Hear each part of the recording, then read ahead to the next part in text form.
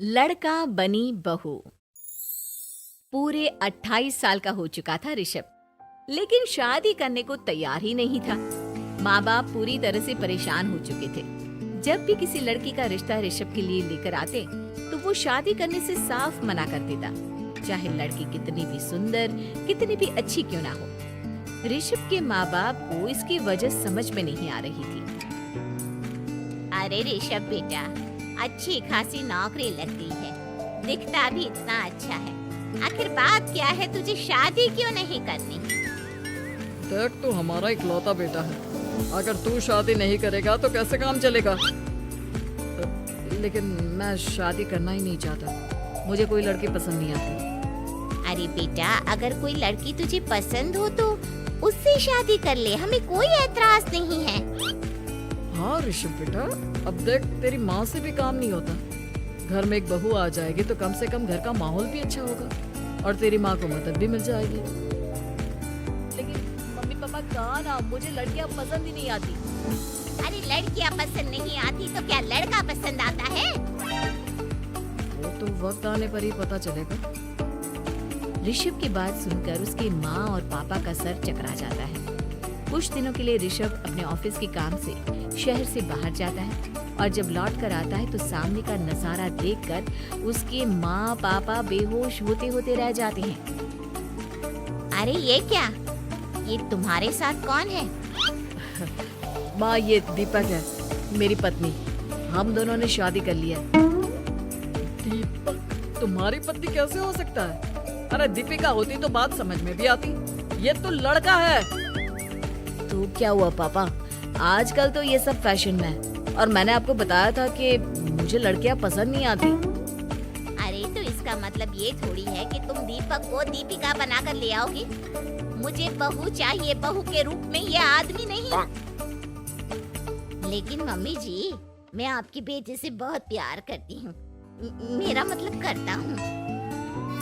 अरे इसको तो करता हूँ करती हूँ का अंतर भी नहीं पता। लेकर जाए इसे वापस।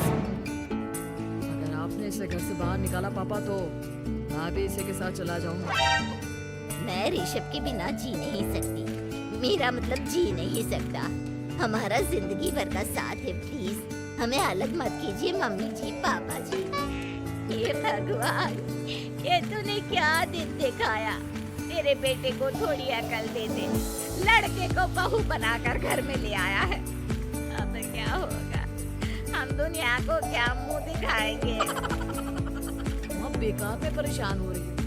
दीपक आपके सारे काम करेगी और एक अच्छी बहू की तरह आपके साथ रहेगी। देखना, पहले तो खुद तो क्लियर कर ले कि ये कुछ करेगा या करेगी, बाद में हम सोचते हैं कि हम क्या करें। बहू के आने के बाद क्या करते हैं, मुंह दिखाई की रस्म तो आप भी वही कर लीजिए। आप चाहे तो मैं पूरे मोहल्ले में न्योता दे आती हूँ। अरे रहने दे, तेरी वजह से बेइज्जती और ज्यादा होगी। आई बड़ी, अब मेरा मतलब है आया बड़ा न्योता दे। अगले दिन सुबह के बाद दीपक बड़ी नजाकत से चलता हुआ सबके लिए चाय बनाकर सुबह सुबह बालकनी में आ जाता है। प्रणाम मम्मी जी, प्रणाम पापा जी। ये देखिए, चाय बिल्कुल आपकी पसंद की है। मुझे ऋषभ ने सब कुछ बता दिया था कि आपको क्या क्या पसंद है। हे भगवान, ये सब क्या हो रहा है? ये क्या नौटंकी है? नौटंकी कहाँ है? माँ देखिए तो, मेरा दीपक आपका कितना ख्याल रख रहा है।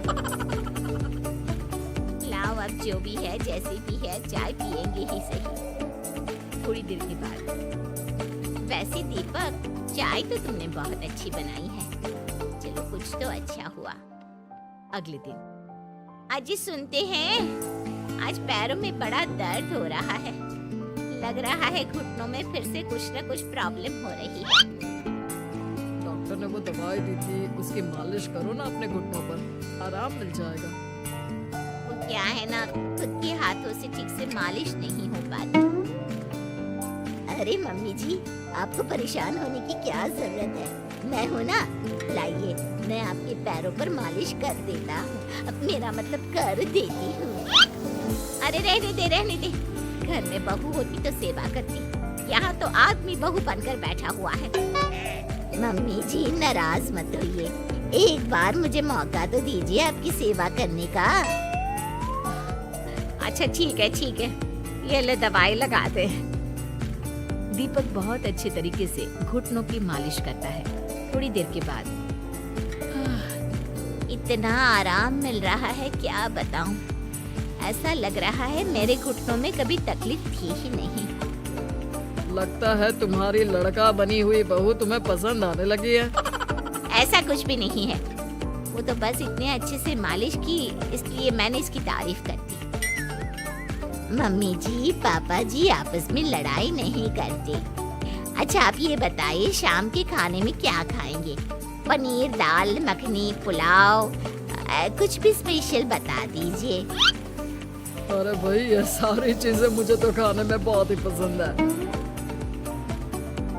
तुम क्या कोई औरत हो जो पनीर दाल मखनी बनाओगे? हाँ, अरे लड़का हो तो लड़के की तरह बिहेव किया करो ना। भले ही मैं लड़का हूँ तो क्या हुआ, अब तो मैं ऋषभ की पत्नी और आपके घर की बहू हूँ, तो मुझे उसी तरह से रहना पड़ेगा ना। अच्छा ठीक है, जो तुम्हें पसंद है बना लो। आदमी रसोई में खाना बनाते हुए कैसे लगते हैं जरा मैं भी तो देखूं। शाम को दीपक सबके लिए अच्छा सा खाना बनाकर डाइनिंग टेबल पर लगा देता है। ऋषभ ऑफिस से जब लौट कर आता है, सब लोग खाना खाने के लिए बैठ जाते हैं। अरे वाह, क्या गजब का पनीर और दाल मखनी बनाई है। ऐसा जायका तो होटल के खाने में भी नहीं आता। दीपक कितना अच्छा खाना बनाती हो, मेरा मतलब बनाते हो। तुम्हारी इसी अदा की वजह से तो मुझे तुमसे प्यार हो गया। अरे बहुत हो गया, आदमी होकर आदमी से प्यार करते हो। अरे लेकिन कुछ भी कहो, जरा खाना खा कर तो देखो ऋषभ की माँ, मजा आ जाएगा।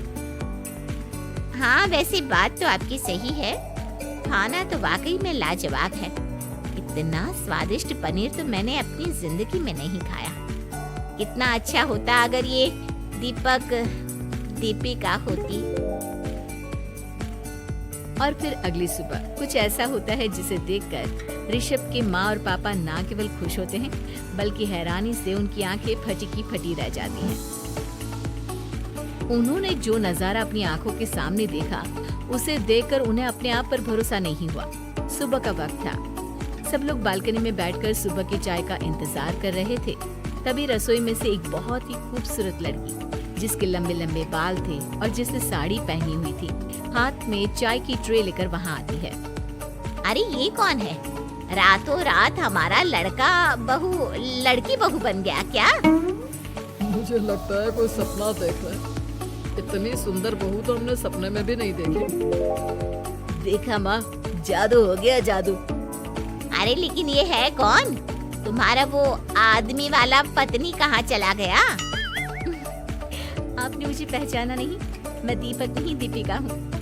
इतने दिन से लड़के के कपड़े पहनकर आपके घर में आपकी बहू बनी हुई थी। माँ ये दीपक नहीं, दरअसल ये दीपिका थी, लेकिन इसे लड़कों की तरह रहने का शौक था और इसे लड़की की तरह रहना मंजूर नहीं था, इसलिए मैं इसे लड़के के रूप में आपकी बहू बनाकर यहाँ ले आया। तो फिर अचानक ये उसका हृदय परिवर्तन और रूप परिवर्तन कैसे हो गया? वो क्या है ना, मुझे बाद में एहसास हुआ कि आप लोग इस बात को लेकर बहुत दुखी हैं कि आपकी बेटी ने एक लड़की के साथ शादी की है, इसलिए मैं अपने असली रूप में वापस आ गई।